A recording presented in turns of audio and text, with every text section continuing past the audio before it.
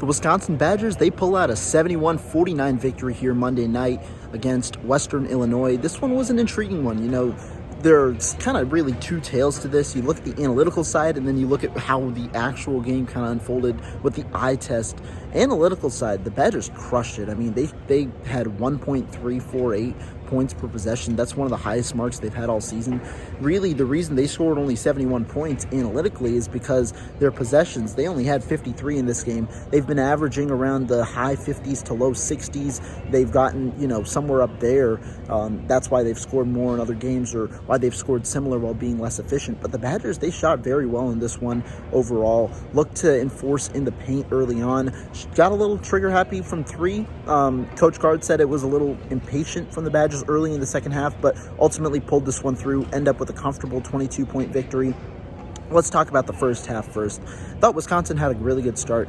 The difference with this year's team is you have those microwave kind of guys where the Badgers are able to kind of get one guy going, jumpstart the offense and things like that. Today it was A.J. Storr, pretty efficient overall early on, had 9 quick points, and that led to a quick lead for Wisconsin. Their defense is now starting to, come into shape, which you thought would happen after you saw last year's defense. That's what's happening over the last 3 games. Wisconsin's defense is coming up to par. Held Western Illinois to under 40% shooting.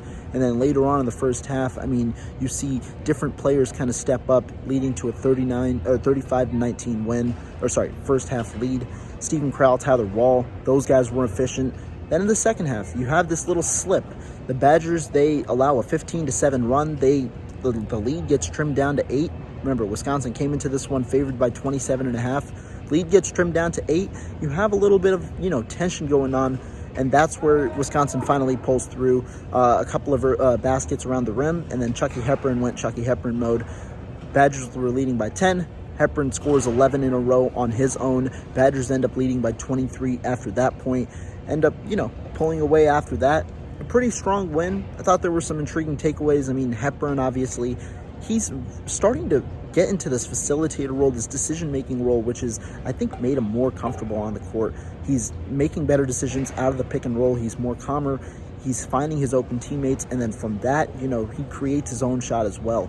When you have both sides of Chucky Hepburn working like that, the Badgers, their offense flows very well. Elsewhere, you're seeing, Stephen Crowell, Tyler Wall taking the messaging to heart of you got to finish better. They're having efficient days, compiling strong efforts. Crowell continues to be a good facilitator out of the post, and you're seeing, that's where the efficiency comes from. Even in games like this where you might not have as many opportunities to score, a lower paced game, when you have those, those opportunities in the paint, that helps the Badgers score at a high rate. Good game from those two. A.J. Storr, he was the early riser, and so the Badgers ultimately pull out a 71-49 win. There's a lot of good to take away from this one. Really, only the bad part was that slow second half start, but they've got a huge matchup now next. They've got Marquette coming up here at the Kohl Center on Saturday. Following that, you've got Michigan State on the road, and then you've got Arizona on the road. The big 3-game test early on in the non-conference slate for the Badgers. They've got to figure things out. We'll see how that goes, but stay tuned for the coverage on Bucky's Fifth Quarter, and we'll see you guys on Saturday.